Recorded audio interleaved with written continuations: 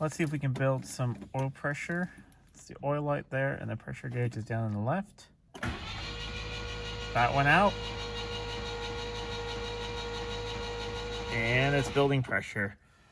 Welcome back to Living with a Classic, and the third part in this new to me 1972 Rover P6 V8. It has that really classic 3.5 liter Rover all aluminum V8, and I haven't heard it run yet. So hopefully in today's video that's going to happen. In the previous two videos, the first one I went and had a look at it. I bought it sight unseen, looked at it, and I was really happily surprised. Drug it home. In the last video we cleaned it up, and I think it looks fantastic. Yes, it does need a complete detail and polish and everything, but the paint is really solid. Just found two little spots of tiny little things I want to correct, but I can fill that in just with like a tiny little paintbrush and polish it out. But it hasn't been officially on the road since I believe 2011, and it hasn't run in about 6 years. So we're gonna fix that today. I know that the engine is not completely locked up. It turns a little bit. I have put pressure on the fan belt and turned it with a fan before when I looked at it first time, it turned a little bit. But we'll pull the plugs, put some oil in the cylinders, let that sit for a bit. I have a battery on charge, and then we're gonna see if it turns over. We're gonna see what the fuel situation is like, if we have spark. And I mean, this is a pretty simple engine, so hopefully it should roar into life. The bonnet release is in one of the glove boxes, which I think is very neat. And yes, there are two of them, one here and one over there. You push that, and can you see that little thing in there? That pops up, and I'll open it up and we'll have a look at that beautiful V8. And here we have it in all its glory. I haven't cleaned up anything in here. That will be in a future video. I just want to get it running today. I know it had running issues when parked. It would quit sometimes.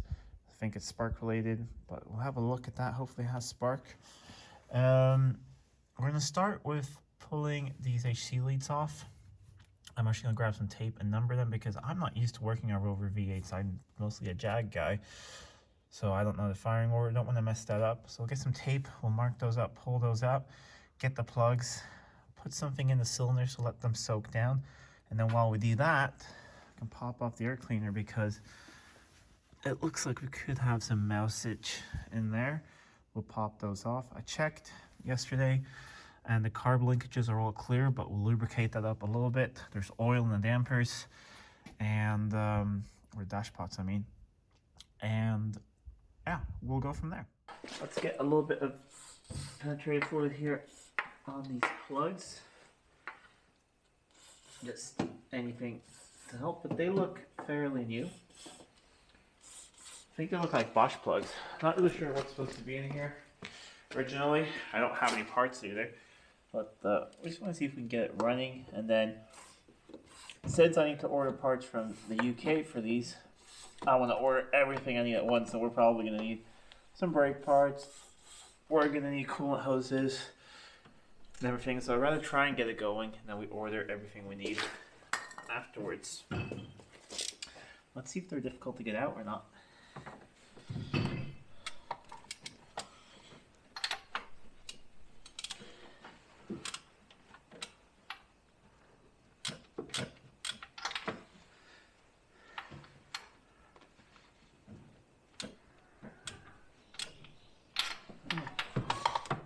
Do they require a special socket or something, or are they smaller?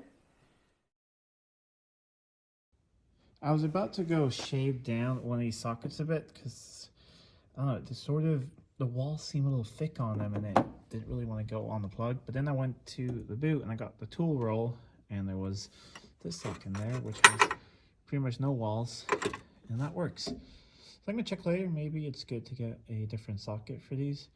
They're just, you know, standard spark plug socket, 13/16s, but my Amp Pro here is a little bit too thick. This is a generic parts store one. That one pretty much went on there. But let me get the other plugs out. This is cylinder 1. So far, looking really good. Got all 8 plugs out. 3 of them were really tight, but when I put them back in, I'm gonna have anti-seize on them because I always use that on plugs. They all look pretty good, and actually that little tool that took them out worked well. I'm going to take a spare socket and just grind it down so it fits in the future, or ask a friend of mine, Matt, if you're driving, if he has the tips on a good socket for these engines. Most of them look like this, except cylinder 5, which was a little bit wet. A little bit oil deposit there, I think. Let's see, have a look at the other ones. But overall, they've all been firing. They've all been firing evenly. The mixture and everything looks good. This engine has been running well. So let me get some penetrating fluid down there, and we'll see if this turns over. So this engine isn't stuck. I just want to help out the rings a bit. If it was stuck, I'd use different stuff. I'm using WD-40, not as a lubricant really, but as a to get rid of moisture, because that's what's really good at water displacement formula number 40. So if it works, I'm gonna get that in there, let that sit, and then I think I'm gonna grab just some ATF, put in there as a little bit of extra help, and we'll let that sit and soak. While that works, we'll have a look at the carbs, the ignition system, and also clean up the top of the engine. There's a little bit of mouse poo up here. Got some ATF here and just a syringe. Just putting a little bit in each cylinder, not much at all. Don't want to make a huge mess, and but just get a little bit. Where's that? Oh, there we go. Get a little bit of lubrication in each of them. It is a very good lubricant. It's a thin oil, it'll go past the rings and everything, and it also helps clean up if anything is gummed up or anything. It will clean it up as well, and it's not going to do any harm. Also, this is just going to burn off on first startup. So, got one more here in the back. We'll let it all soak for a little bit, and I'm going to see if I can get a wrench or something on the front of the crank pulley, or if we just use the fan and the fan belt to turn this thing over. Well, I'll let that soak. I can remove the air cleaner because it looks like there could have been a little bit of mouse droppings in there. I'll see how that looks like. Took the other side off. Seems pretty straightforward. I have ordered a workshop manual for the car, but it's in the post. That will be good for doing other things later. So I'm not that familiar with these cars. I just read a lot about them and watched endless videos and driven a couple. But, worked on them no, but so far it seems to be a really nice car to work on. Saying that, the other side came off really easily.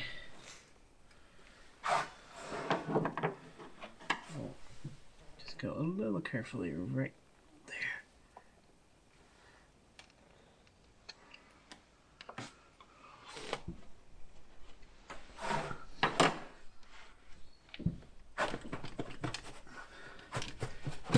There we go. It's a big O-ring there as well. These are things I may want to actually paint again. Look nice, especially the filter box here because it's quite big and a lot, and you know, rocker covers and all that. But it looks nice and original now. Let's see how this all comes apart.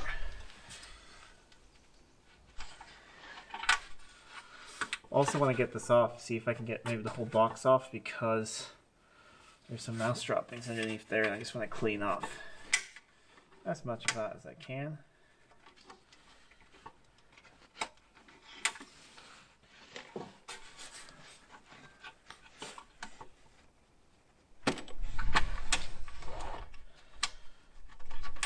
There we go.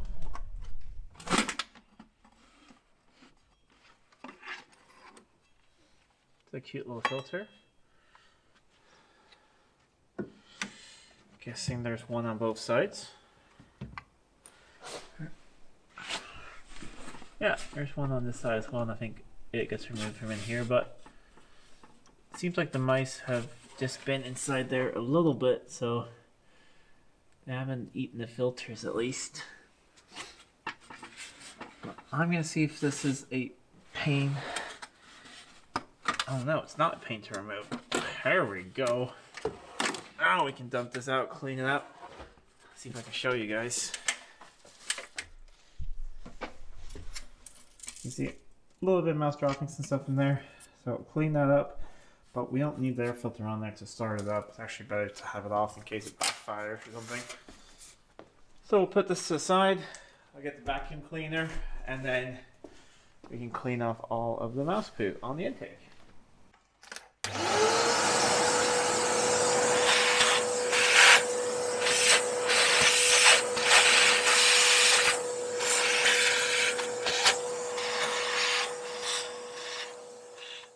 Just to make sure, I have of course checked the oil before, but I was in the previous video, so if you haven't watched before, just so I don't get a million comments, yes, there's oil in it, a little dark.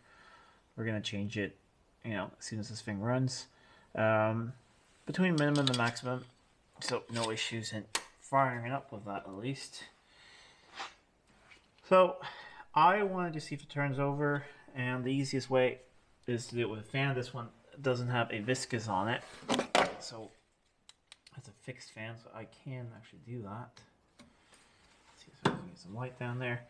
And yeah, you guys aren't going to see much of this, but I just want to see if I get 360 degrees of rotation. So with this hand, I can sort of tighten the fan belt of it, and then you can do this, and then it rotates clockwise.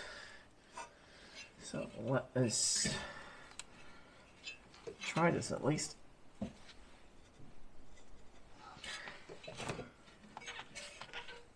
Otherwise, we're going to get something on the crank.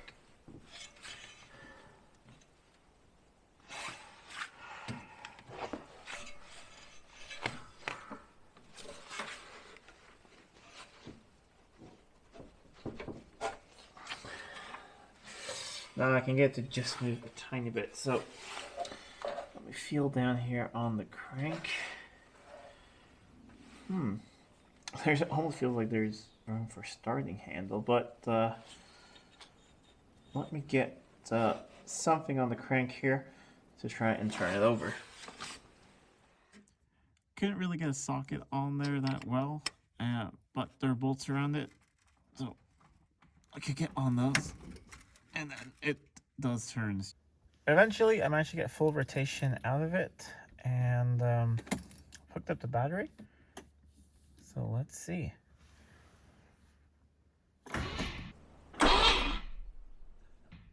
Definitely spins. I can see the top of the alternator there. Let's just crank it for a little bit.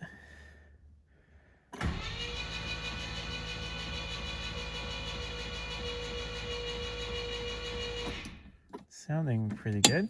Let's check that everything is fine up in the engine bay. Yeah, everything seems fine up here. Let's see if we can build some oil pressure. It's the oil light there, and the pressure gauge is down on the left. That went out. And it's building pressure. Awesome. Let's check for spark.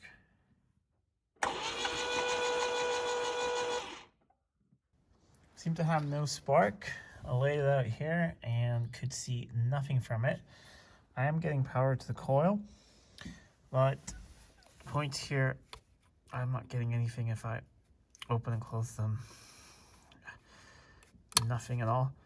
So I'm gonna get something to clean those up with, and then maybe we'll adjust them, and let's see if we get spark. I bumped the starter so it's on a flat right now, so the points are supposed to be closed. And this is just a piece of 1000 grit, really fine sandpaper, and I'm just gonna put that in between. Yep. So we'll work that. We are getting some dirt out of there, and then we'll rotate the engine so we can see if there's a gap. I think that might be the issue, not really having a gap. There's my screwdriver just to get the points open. There we go. I do have a video on the channel where I go through just the basics of how points ignition system works. So if you're not familiar with them, check that out. Yeah, we're getting a little bit of dirt. It's usually sort of white oxidation that's on there.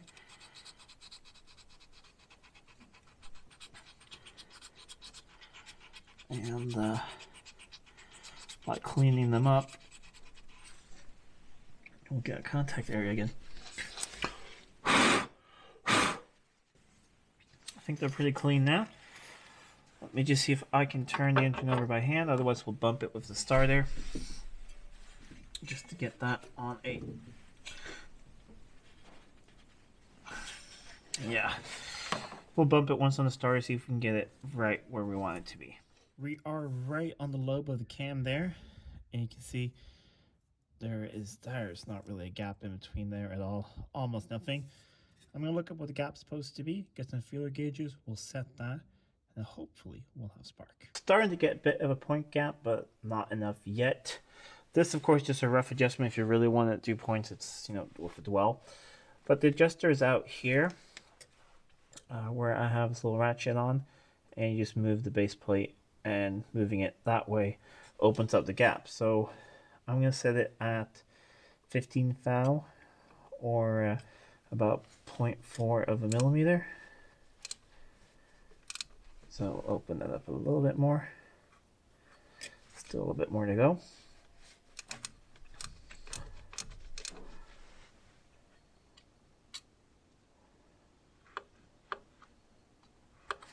That's very close, just a little bit more, I think.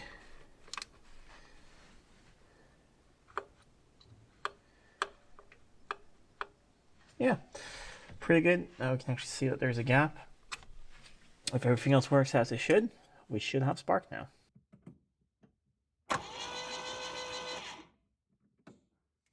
This is a little hard to film for you guys, but we have a short circuit in the distributor. So the points are working. I open them up. Let me see.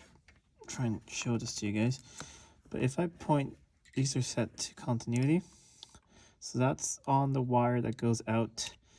It's under the rotor here, but it's the wire that goes out to the distributor. That is only supposed to be connected to this part of the points. It's also connected to that part. So they're never actually opening at all. So I'm going to take this apart, see if I can find a short circuit. It might be the ballast resistor or something. Not really sure. Try and figure that out, get this together, and hopefully we can get this working. A little bit of troubleshooting later, and not sure if that's showing up on camera, but it's sparking at the points. So that's really good. Just going to turn off the ignition for now, and then I'm going to show you guys what was going on, because it wasn't just one thing, it was two. First of all, there was a short circuit inside the distributor. So the part of the points need to open were always connected to there. So that never, they never opened and closed. And then this connector over here was really loose, which is the one going from the points. And as soon as I touched that, it just crumbled. And I just got this left. So got another one, put that on there. It's nice and tight. And now we'll put it together. I think we'll have spark. Now we have spark. Excellent.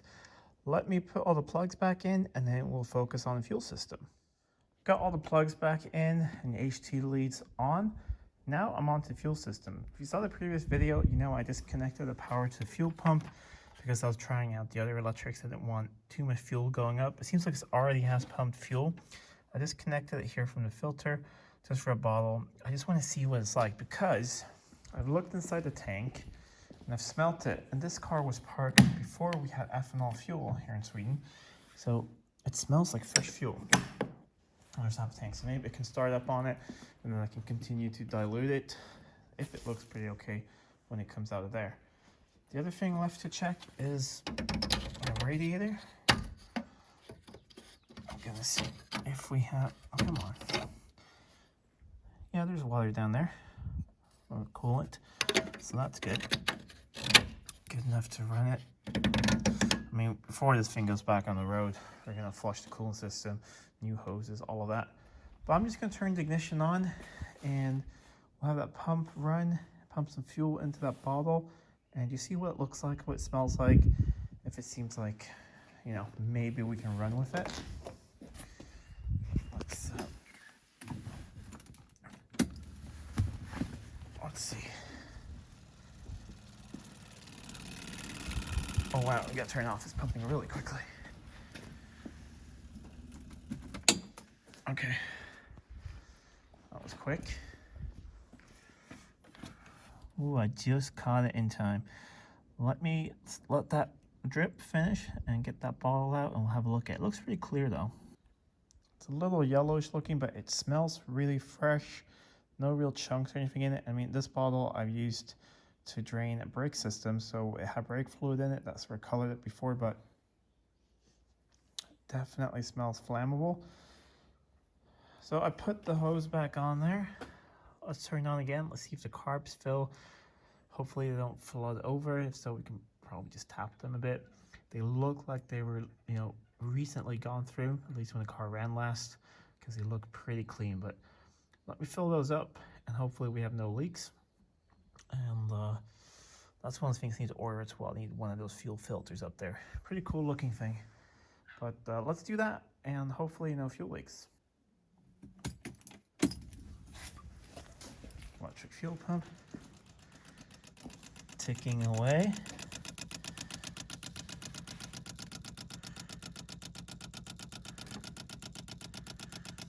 Everything seems fine. I believe that this is some sort of overflow, and I think it goes there to the back behind the engine.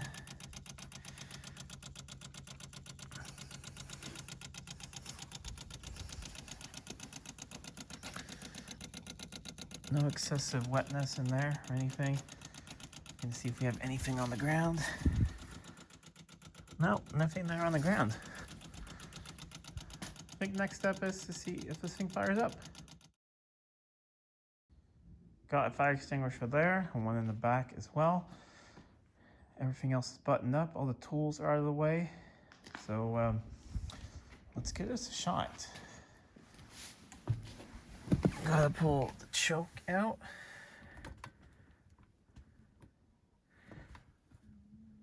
Does it lock somehow? There we go. Choke's out. Locked. We're in park. And here we go.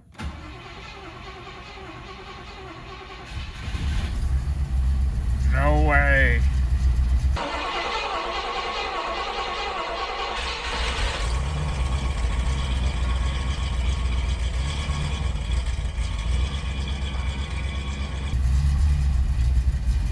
We have a V8. A little bit of smoke out the back. Let's look at that little baby purr.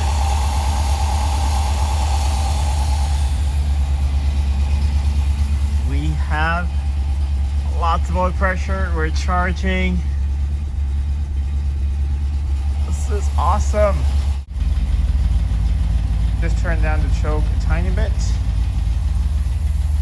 But we are definitely running.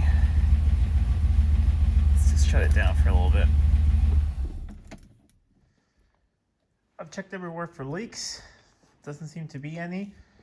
But I think the big thing is, well, I haven't touched the brake pedal yet, so see how that goes. The wrist brake fluid doesn't look the greatest. See if it goes into gear. Let's do that. Because if it does, we can drive it out of here after clearing some stuff, and it can warm up outside and not smoke up in here. I think most of the smoke is just because I put oil down the cylinders, but that's not a bad thing.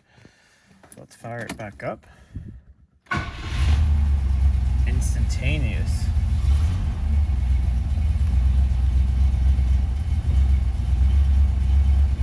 There is some sort of brakes. Let's go for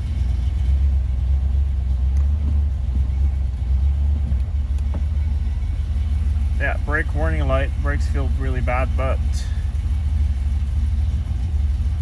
they're definitely locked on a bit. But that was a gear, and yeah, we're in reverse. All right, let me have a little bit of a look at that, but it does go into gear. Actually, doesn't look as bad as it looks from the outside.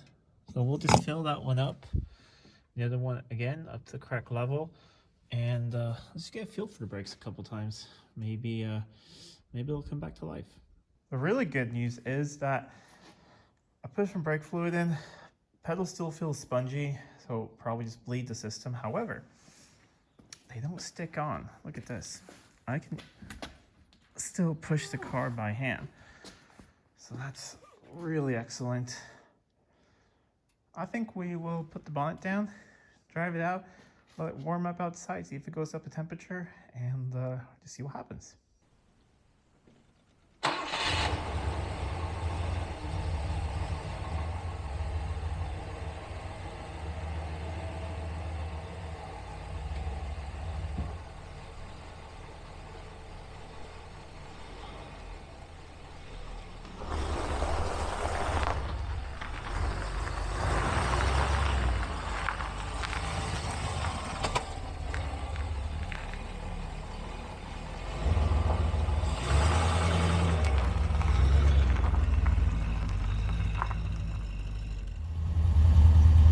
Brakes are pretty spongy, slight little mist every now and then, but it's outside, it's running under its own power for the first time in something like between 6 and 10 years.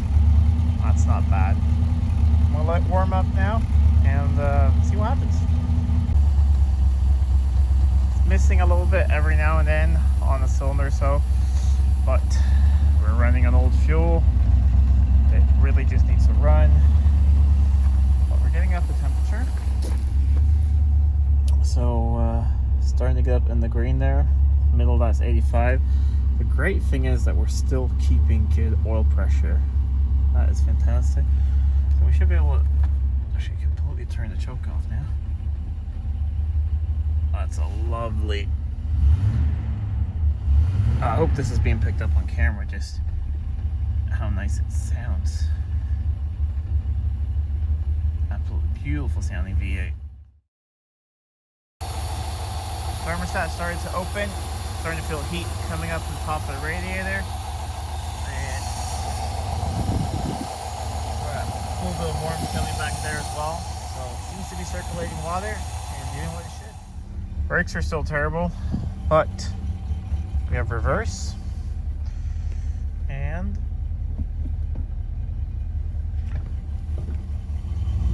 drive. All the gears are working, or I don't know if we have anything more than that, but at least we have forward and reverse. But next step for really going for a drive would be to bleed those brakes. At least they're not sticking. That's really good. Keeping temperature well.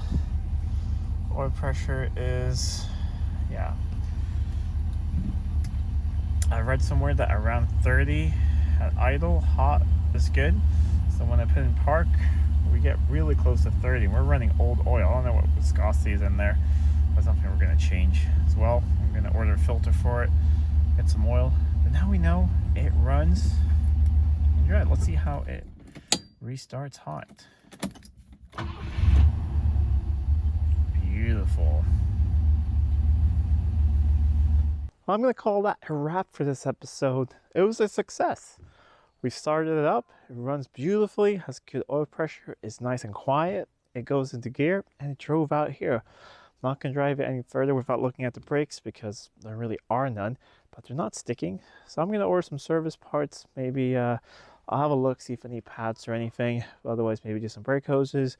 We're going to do coolant hoses, fuel lines, a couple of things, fuel filter, oil, go through the fluids. Maybe do transmission as well. We'll do that a little bit later.